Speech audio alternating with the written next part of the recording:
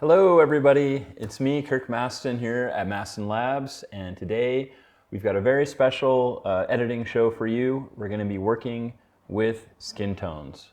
So this is something that comes up all the time in the Mastin Labs community and elsewhere, and people just want to know, how do you get those beautiful skin tones? Especially if you're in the group and you see other people, lots of other people, getting really nice skin tones and you're unable to do so for some reason. I am here today to help you with that. So we're going to let people kind of filter in, but please let me know where you are coming from right now, like what country you're visiting us from. I love to always see Mastin Labs users from all over the world, and often I see people that I know or I've met in person.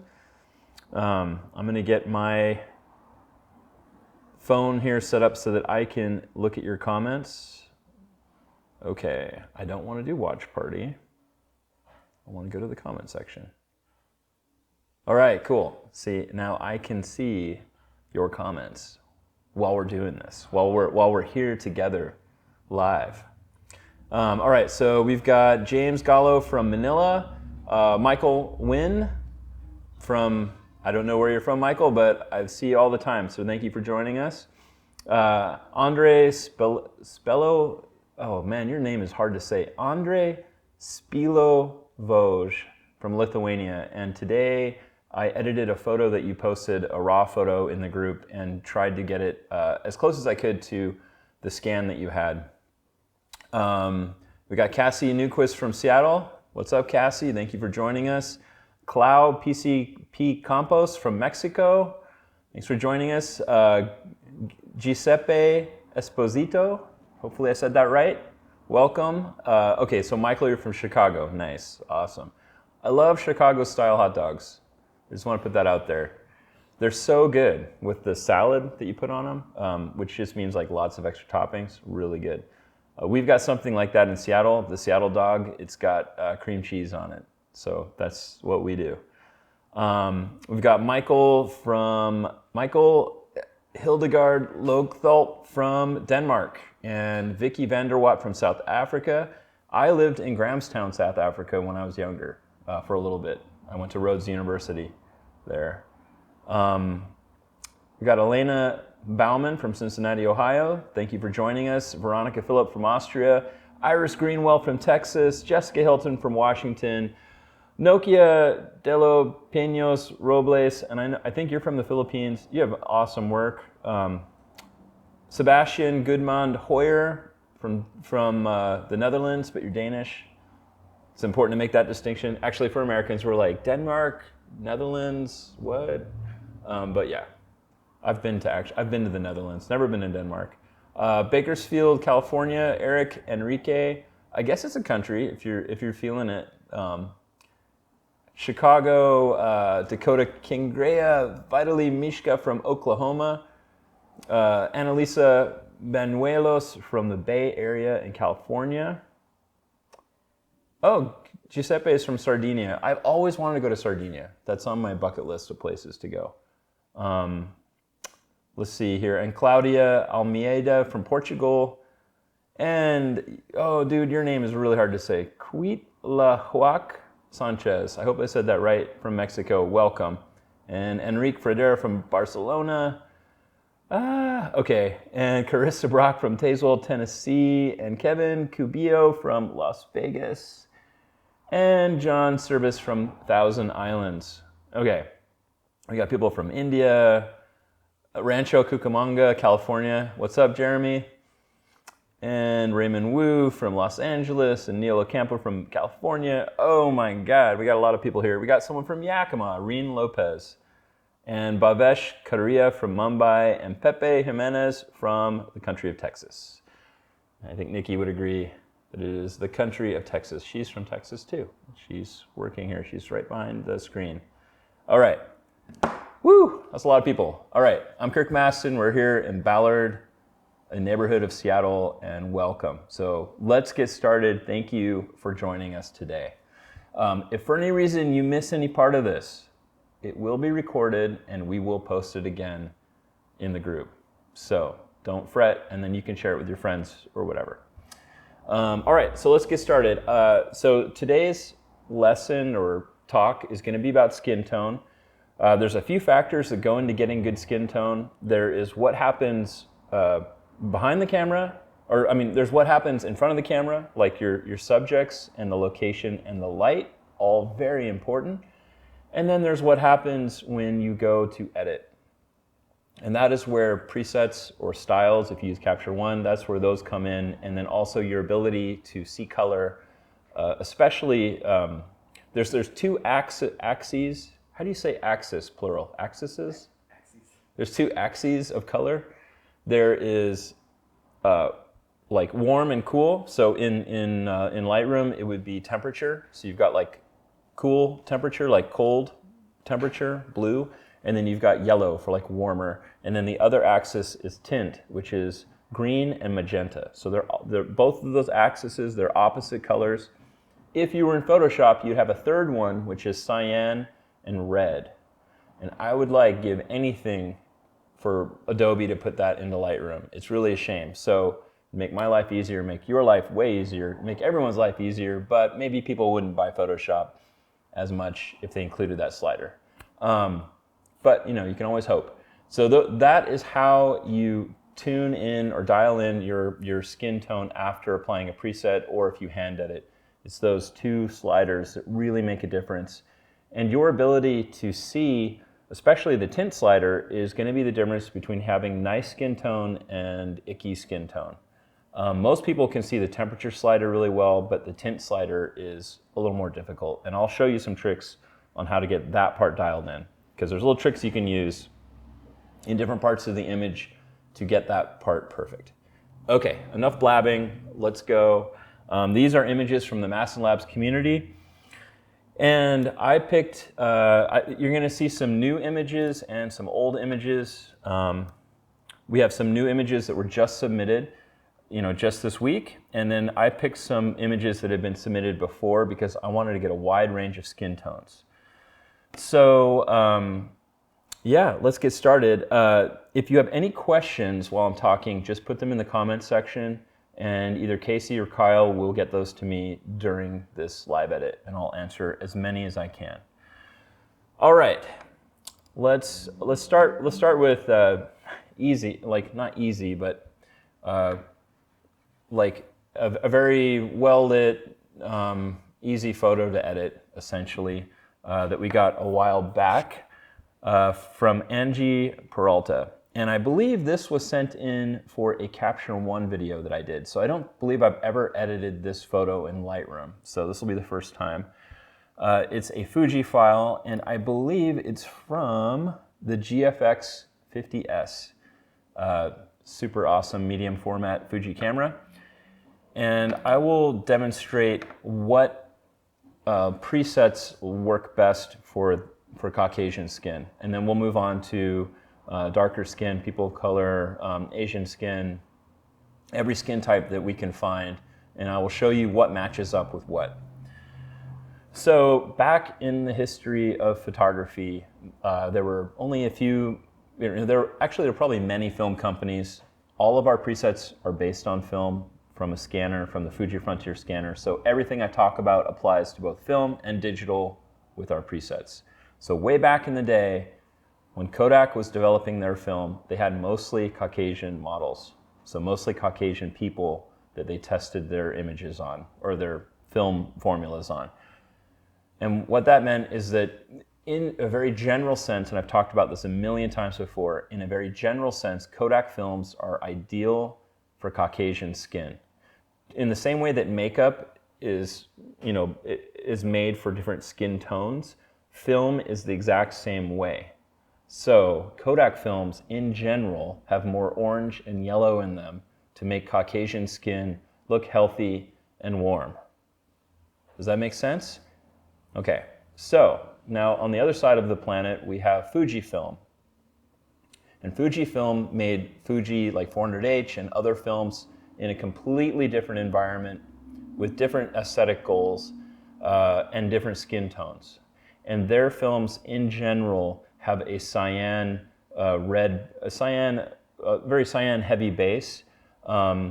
And those films look really, really good with darker skin. If you happen to get the wrong film or preset on, like crossing streams like in Ghostbusters, like the wrong film with the wrong skin type, you're gonna get some funky results. If you get the right film or preset lined up with the right skin type, you're gonna get beautiful results. So with that introduction, this girl is obviously Caucasian. I'm gonna use one of the Kodak films on her, and you'll see how nice it looks. So let's see, this is a Fuji file. Let's do Portra Original. Oh, not the Canon one. Portra Original for Fuji. So we'll do Portra 400H. And you can see just in one click, we have like nearly, I don't know, essentially a perfect image. I don't think I would change anything on this. Maybe I would warm it up just a tiny bit with the temperature slider. Just a tiny bit. And then I also might add lens correction on. Lens correction on is just part of our modular preset system where it removes all the vignetting and distortion from an image. The more wide open the image is shot, the more distortion and vignetting there will be. This was shot at f4, so there's not much vignetting or distortion, but there's a little bit. I can tell that the corners are a little bit dark, down here and around. So if I do lens correction on, it did absolutely nothing, and I will tell you why. It's because the Fuji GFX lenses are not in the Lightroom library yet. So no corrections were made. I'll do it on other photos so you can see. But essentially this is an edited photo in one click. Well, with a tiny temperature bump, but not much. You can see that Portra just looks fantastic with their skin tones. All of our presets that we make, since they're based on film, they have a bias towards protecting highlights. So it's very hard to overexpose by jumping on the exposure slider and going crazy. So, I can go pretty far up on exposure and there's still detail. If I hit the J key, I can see when things start to go white, and I'm just gonna keep pushing this up, and you'll see, this looks crazy now, but we still have not hit pure white yet. Now we have. So you can see you can go way up in exposure and you're not losing detail. Now this is insane. This is way too much. Let's go back to reality. Okay, that's how it should look, but never be afraid to pull the exposure slider up. And in fact, I would say that 80% of the time that I see people in the community having trouble with Mastin Labs, it's because they are not used to being able to pull the exposure slider up without their image blowing out. So just remember you can do that, especially with images that are really underexposed. Do we have any questions from the group? Diane was just saying that it's hard for her to see the text on the screen. She was wondering what preset you used. Oh yes, okay, sorry. So Diane, this was Portra 400 from the Portra Original pack. And this is the Fuji version of it. Fuji as in the camera, Fuji camera. So yeah, so it looks really good. Let me move on. Now let's go to a completely different kind of image. Let's go to this image here.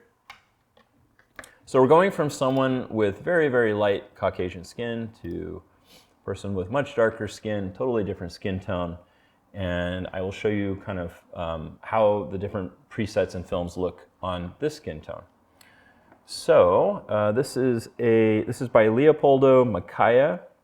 This is a Canon file, and I am going to start with, let's see. Well, let's start with Portra Original again.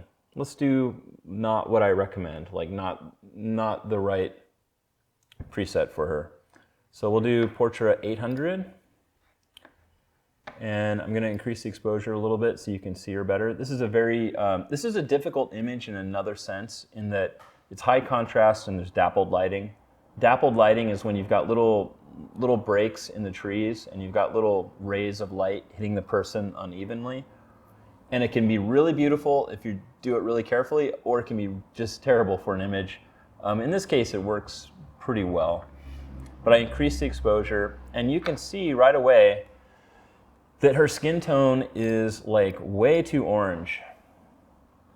So, why is this happening? Well, if you remember what I just said before, Portra, or a lot of Kodak films originally were designed for light, very white, light skin. They reformulated, I think in the 80s or so, and made it a little bit better for darker skin, but it still has kind of this bias towards orange and yellow, which looks great if you have skin like mine. But on her skin, you can see that it's already starting to build up too much orange.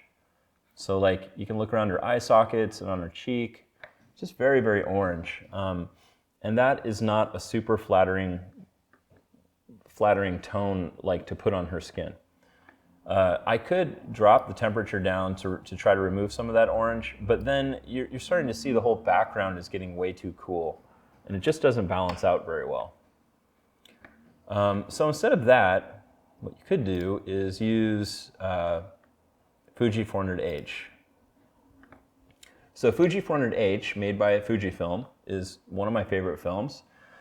It's got a cyan red base, and it looks nice with darker skin.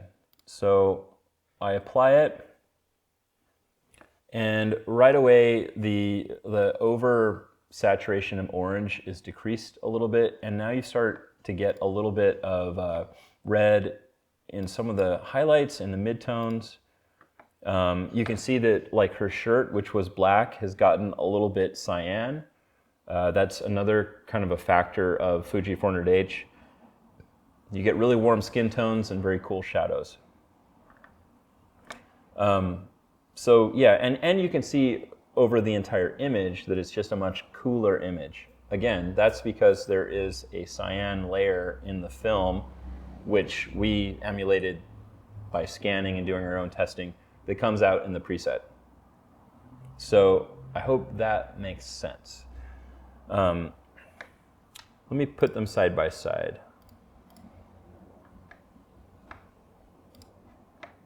Okay, so I made a copy. I'm going to go back here for a second, and I will show them to you side by side.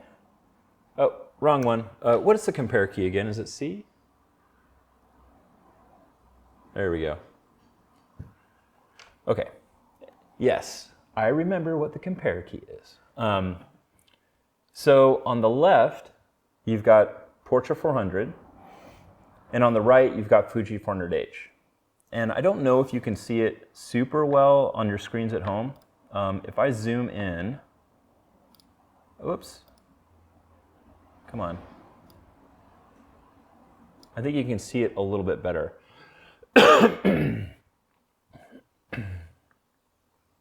You can see it especially around the end of her nose, right here, under her eye, and kind of in these midtones.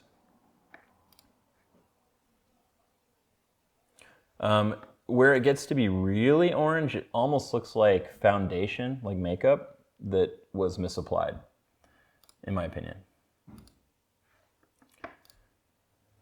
All right. Do we have any questions? Sure do. Let's see. Elena asks, what are your tips for using different presets to best suit skin tones, but also trying to keep your personal style looking seamless? Okay, so Elena asks, what are my tips for using the correct preset for the right skin tone and keeping your style seamless? Well, that's a good question. I would say that if you're predominantly in a market with very light-skinned Caucasian people, I would say you have the option of either using any of the Portra packs, like Portra Original or Portra Pushed, or Fuji Original or Fuji Pushed. You could use any of those. The Fuji films look good. Here, I'll go back to this one real quick. So this is Portra 400. I'm gonna make a copy of it, and then I'm gonna do 400H. Come on. You see, it turned a little bit more red cyan, and I'll show them to you side by side. Oh, no, gosh. Okay. Come on. There you go. In fact, I'm going to lighten up the Fuji one just a little bit.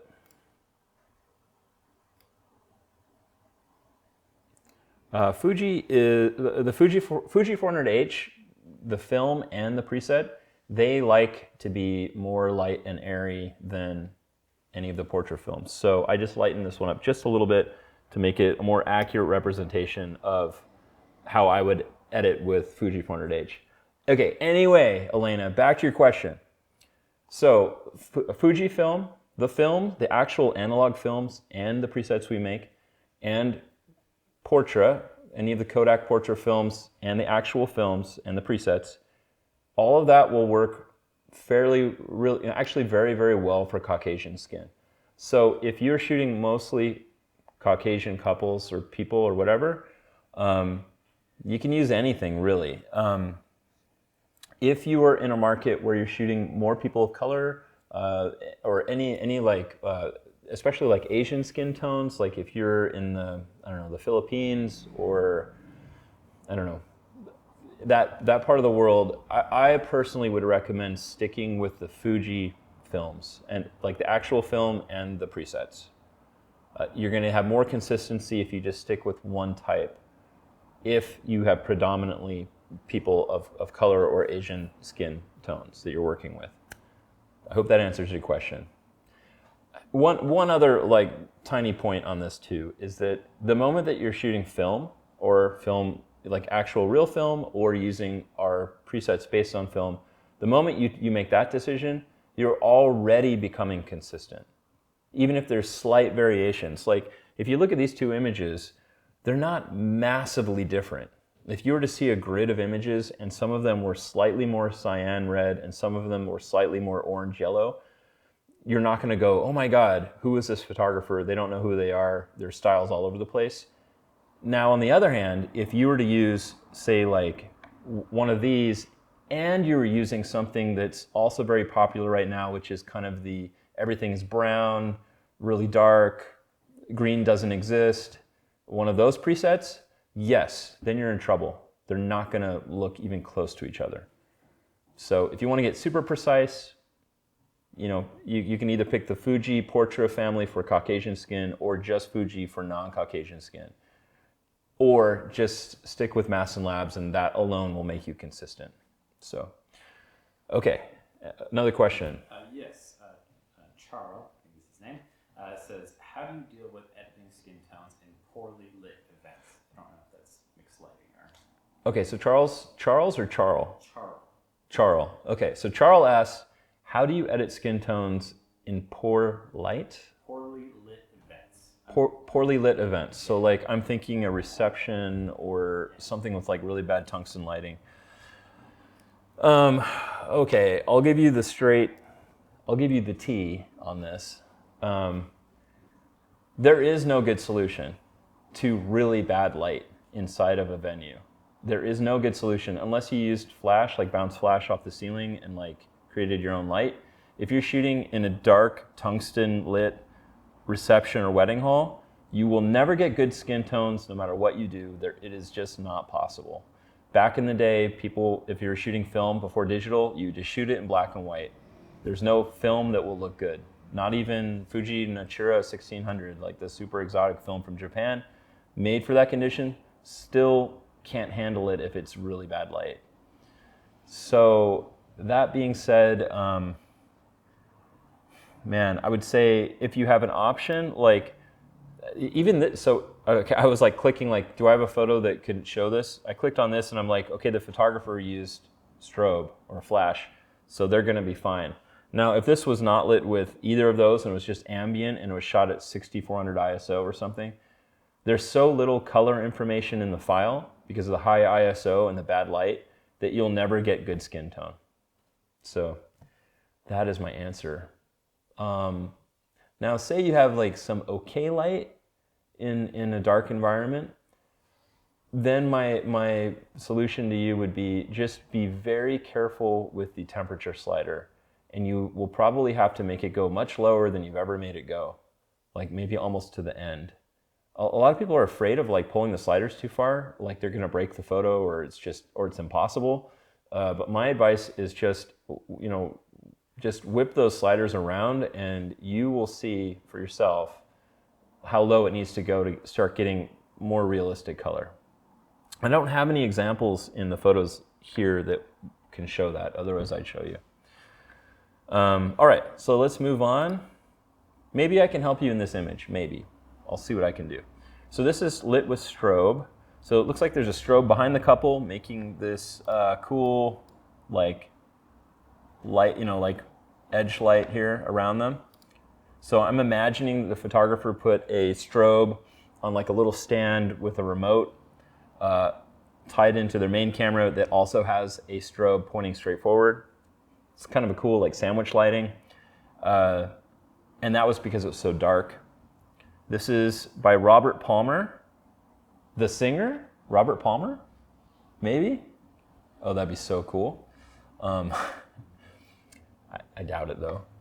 And this is with a Canon camera. So these people are obviously Caucasian, so I'm gonna go towards the Portra packs. So either Portra Original or Portra Pushed, either one of those packs would be the best, or possibly Kodak Everyday Original.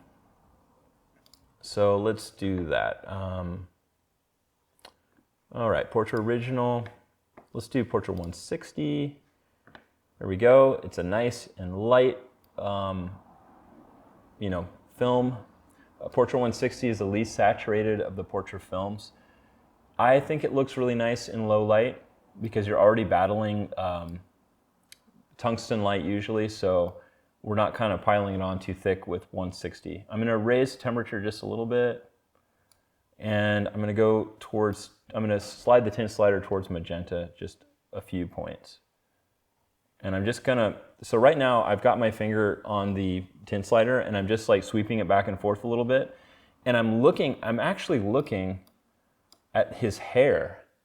I found hair is a really good spot to see if something is too green or too magenta. Hair is really good, or like anything that you know is gray on the ground, like asphalt or like a brick or a concrete wall, or even a white shirt. But in this case, like tint, I can see it in his hair. So I'm sweeping the tint slider back and forth. Whoops, come on, keep up with me, Lightroom. And I'm just kind of sliding it up until it looks just about right. So I'd say like right there.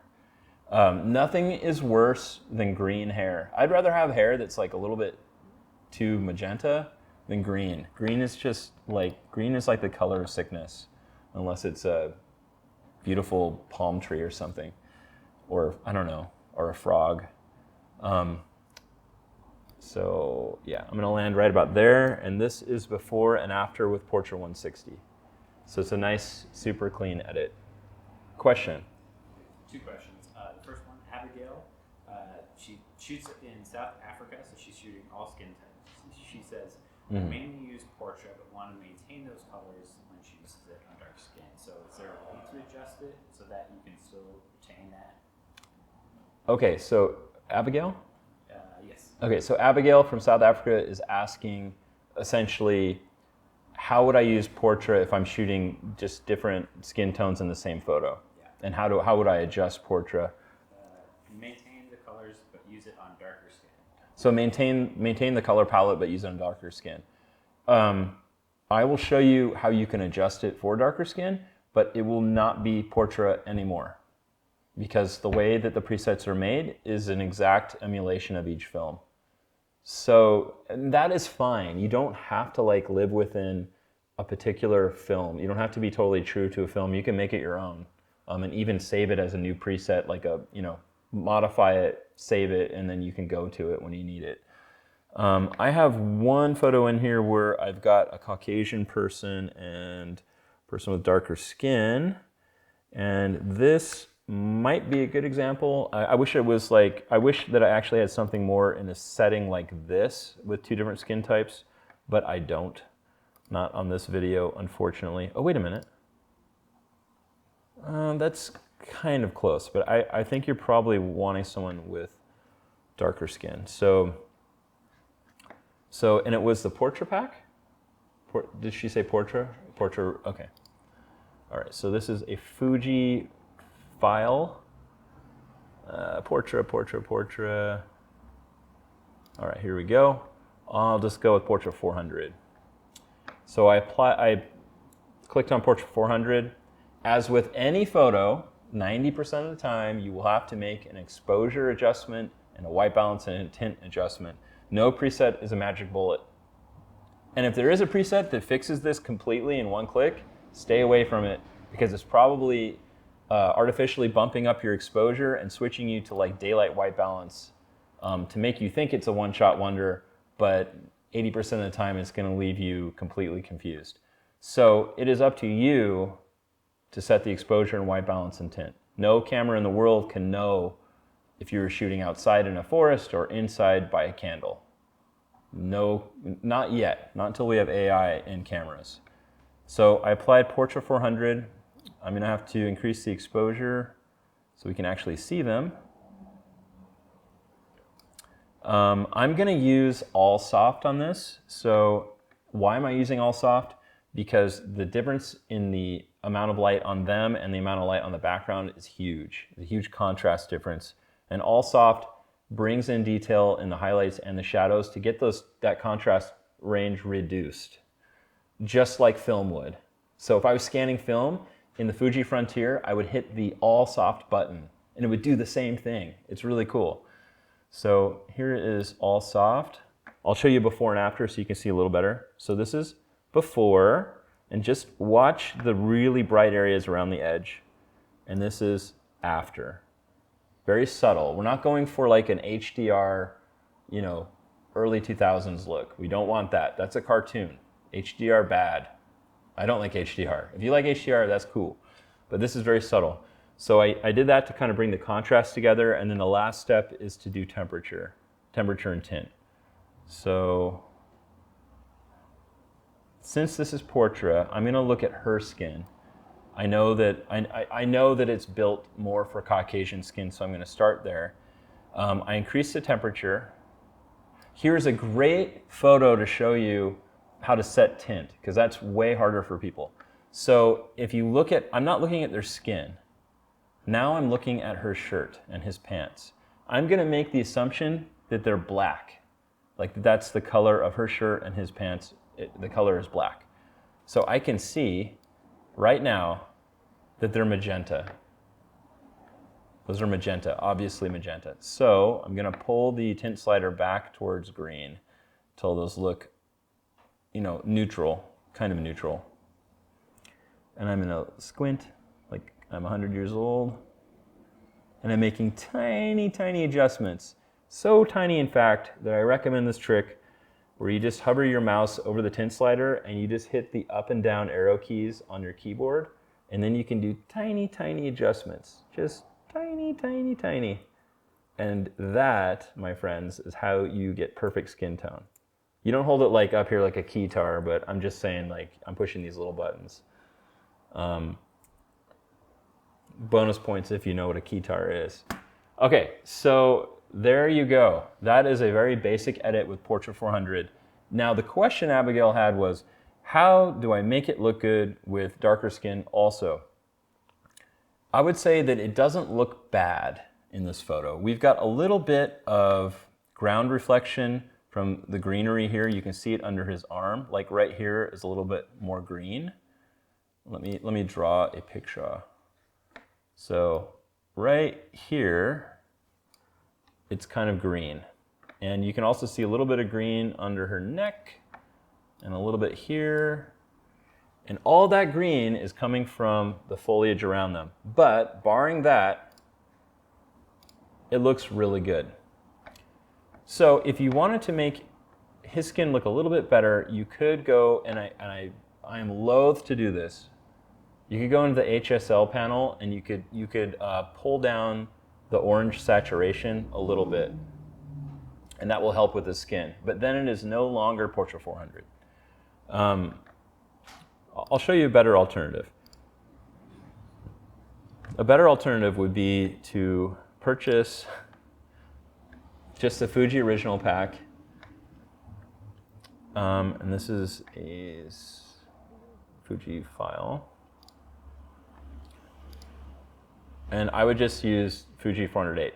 And you can see like immediately that his skin tone looks fantastic, and her skin tone doesn't look bad. She just looks a little more pale because it doesn't have that Kodak magic of making pale skin look really healthy.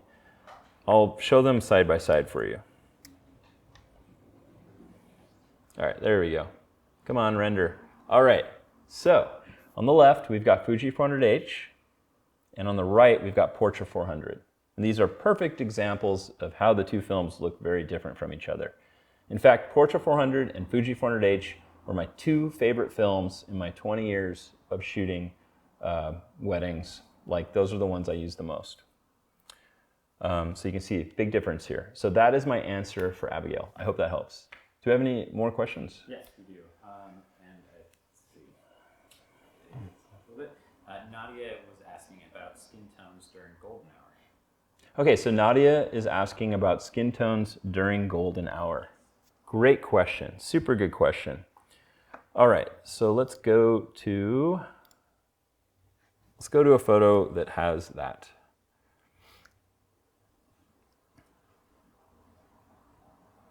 All right, I am going to assume that this is golden hour and that this is certainly golden hour. Maybe this is even better. This is like so golden hour that it's like you can see like the flippin' Golden Gate Bridge behind them with the sun setting. And it's just a cool photo. So this is by Leopoldo Macaya. This is a Canon file. So since both people in the photo have dark skin, I'm gonna start with a something from the Fuji pack or the Fuji original or Fuji pushed. One of those two is gonna be best for them. Okay, little tip here. So if you're shooting at golden hour, if it's like this, where it's, you've got almost a silhouette, I personally recommend using something from the original, any of the original packs. Why? Because they have less contrast. When you push film, you add contrast. So like any of the Fuji pushed or Portra push packs, they're gonna have more contrast, and it's making it a little bit harder to get nice smooth skin if that's what you're going for during golden hour or like during a sunset. However, if you were shooting like under a doorway in nice even light in the middle of the day, like perfectly soft even light, then I would for sure use one of the pushed films because you need that extra contrast and pop. So for this couple, I'm going to use Fuji Original 400H, and then I'm going to increase the exposure.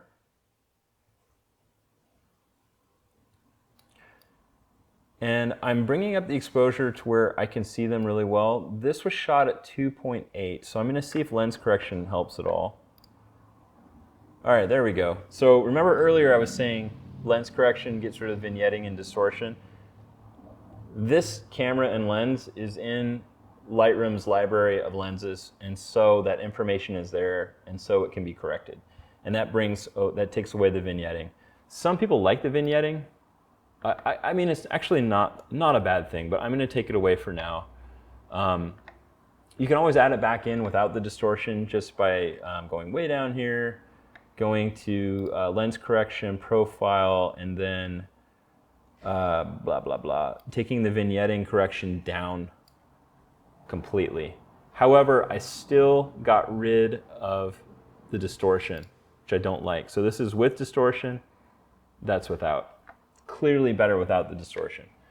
All right, so I applied Fuji 400H, fiddled around a little bit with taking away, the lens correction stuff. Now I'm going to do all soft, and that brought back all that highlight detail. Actually, I'm gonna do just highlight soft. Okay, why highlight soft? Because I like the deep shadows. I just wanted to bring the sky back in, that beautiful sunset sky. So there you have it, a very basic edit. I haven't even touched temperature or tint. They're a little bit on the magenta side. I might bring down tint just a tiny bit towards green. Yeah, maybe like right about there. And that's just a killer photo. That just looks super, super good. Really happy with that. Big mood. Did I use that right? I'm too much of a dad. Yeah, I'm getting the devil horns from Kyle, so I guess so. Big mood in this photo. Two other little things I would do to this photo that have nothing to do with Mastin Labs is I would probably crop it to 4:3. It's just an aspect ratio that I think looks better for vertical shots if you're shooting with a 35mm camera. And the other thing I would do is I would use a graduated neutral density filter. That's a mouthful. But it's this little square up here, and you click it, you drop the exposure a tiny bit, and then you drag it from the top. And what it does is it lets you darken the sky just a little bit.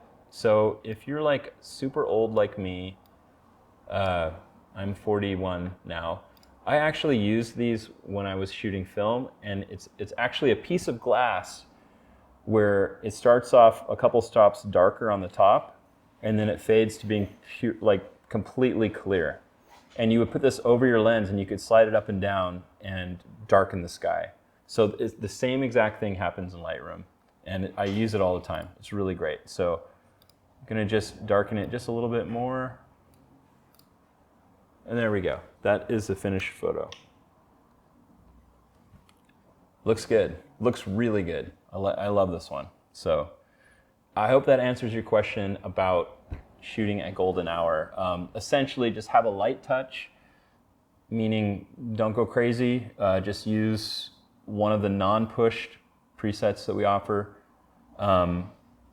Focus on keeping detail in the sky if you can. So you might need to use like highlight soft. And then just do minor temperature and tint adjustments. You want to retain that golden hour look, but you can also do some basic, like especially tint correction to make skin tones look really good. Ugh. Okay. Do we have any other questions? Yeah, well, one last one, just a quick one, is Pepe Jimenez says, I never see people using Fuji 160NS. Can we see an example of when would be a good time to use it? Great question. And who asked it? This is Pepe. Pepe asks. Okay, so Pepe asks, when is a good time to use Fuji 160NS, because he doesn't see many people use it. And that is too bad, because it is such a cool film.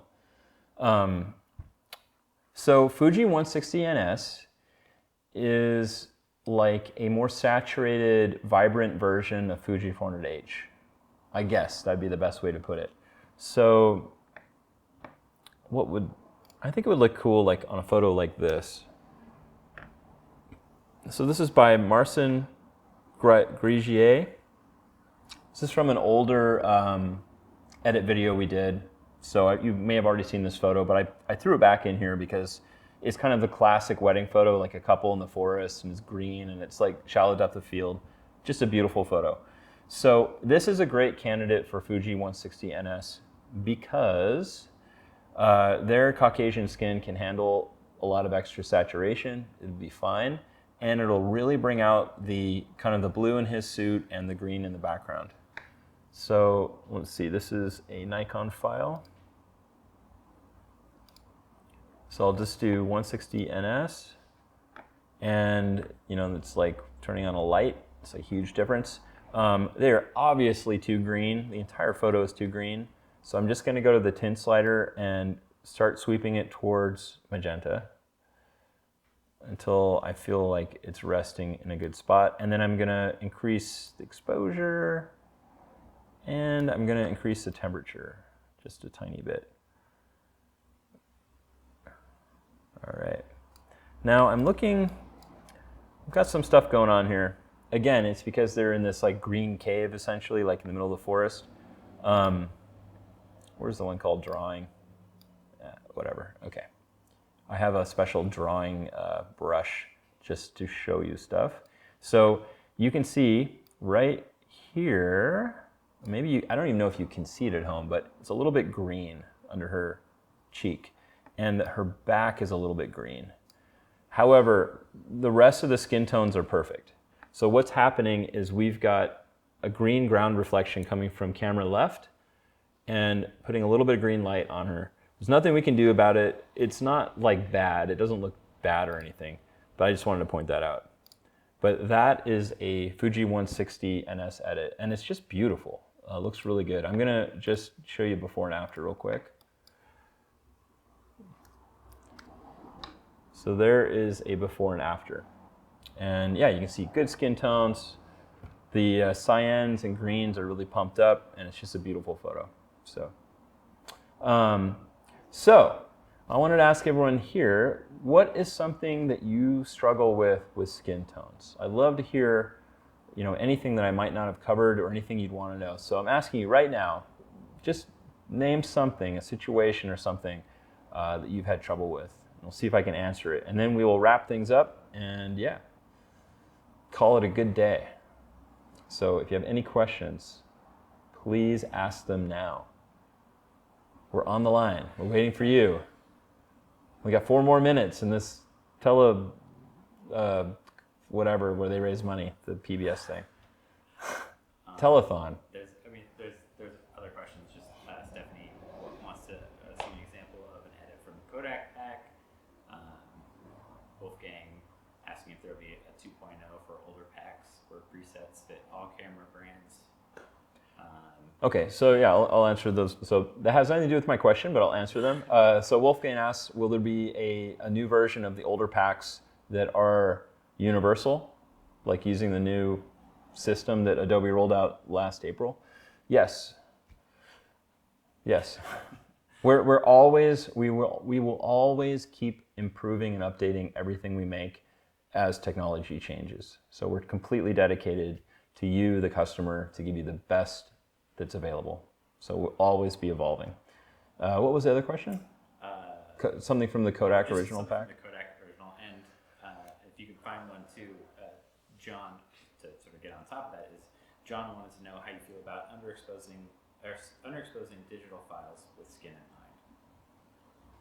Okay, so one person wants to see something from the Kodak original pack. Done, we'll do that. And the second person wants to know how underexposing affects skin tone. Yes.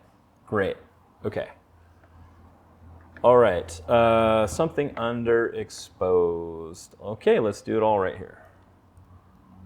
So again, this is a photo I've edited in the past, but I wanted to show like an Asian skin tone example.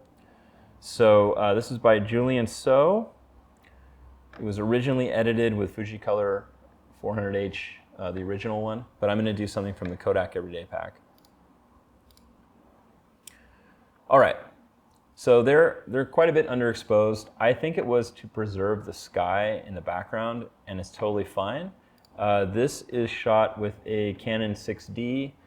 I would say any camera made in the last 5 years can handle a lot of underexposure. I'm not a fanboy of any brand. I actually think a lot of people are on a treadmill on purpose by marketers to keep you just jumping from camera to camera, and it will not really improve you.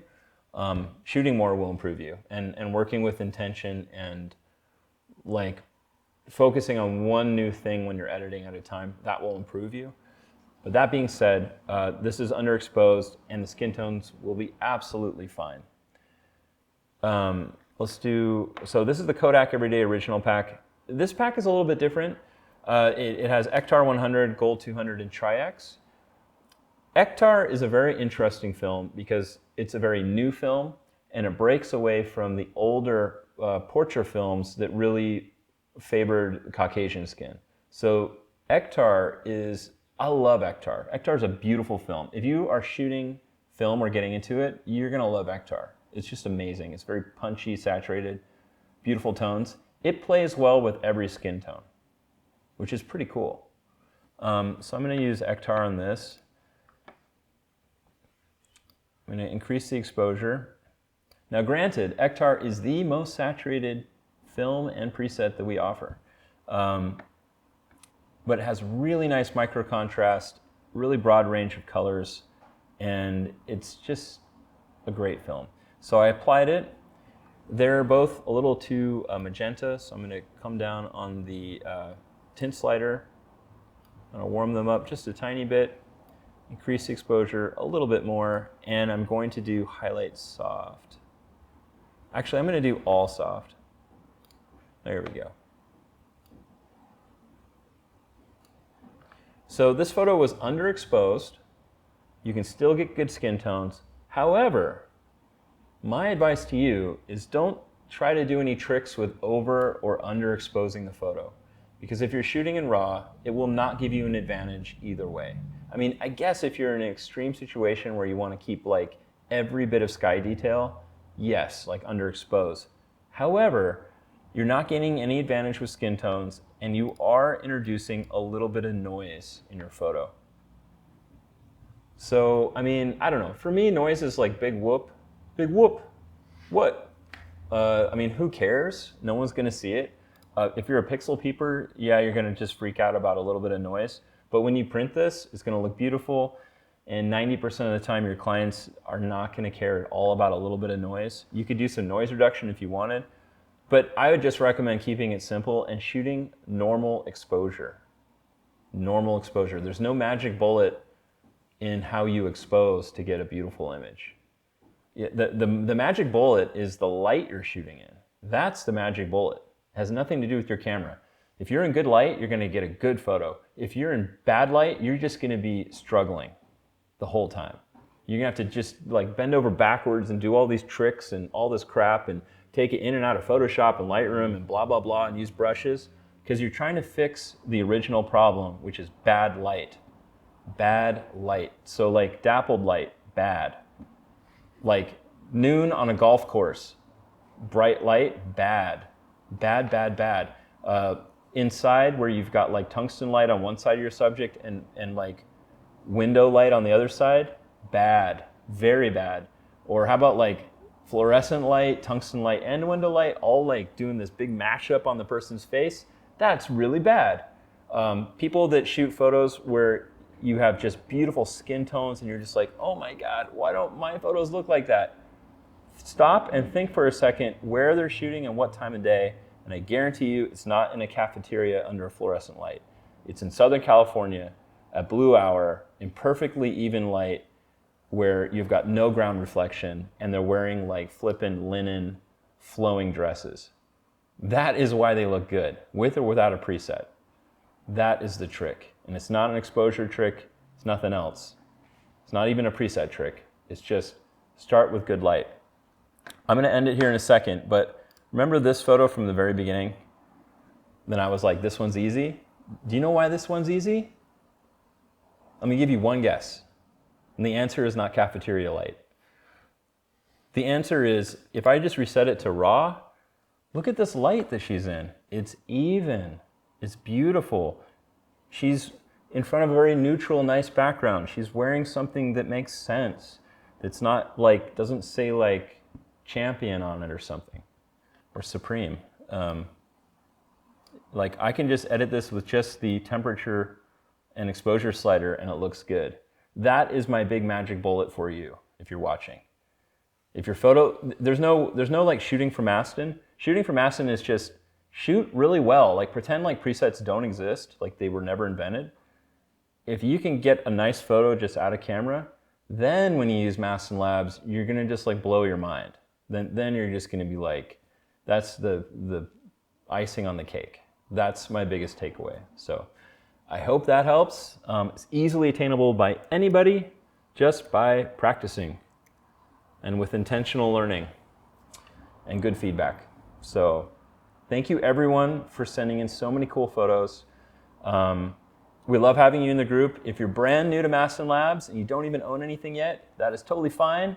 Just join us in the Mastin Labs community on Facebook. Just type in Mastin Labs community, join. As long as you're like not like a hacker or a bot or something evil, we will let you in.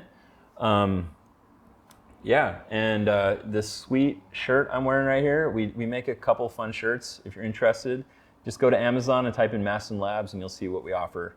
But yeah, we're always thinking of dorky, cool shirts that we wear around the office and make fun of each other in. Anyway, thanks for joining us. We do these live edit sessions about every 2 weeks. If you're in the group, you'll see a notice where you can drop your images in for consideration for the edit. And I love community images. So join us in there. If you have any questions, you can ask me or Kyle or Casey or Nikki or anyone else at Mastin Labs in the group, and we will help you. Also, If you want to see what Mastin Labs looks like on your image, just go to the group and put it in a Dropbox link or upload the raw file, and you'll have like 999 people trying to edit it for you and showing you the power of Mastin Labs, so you can't lose. It's amazing. So, all right, thanks for joining us and have a great day.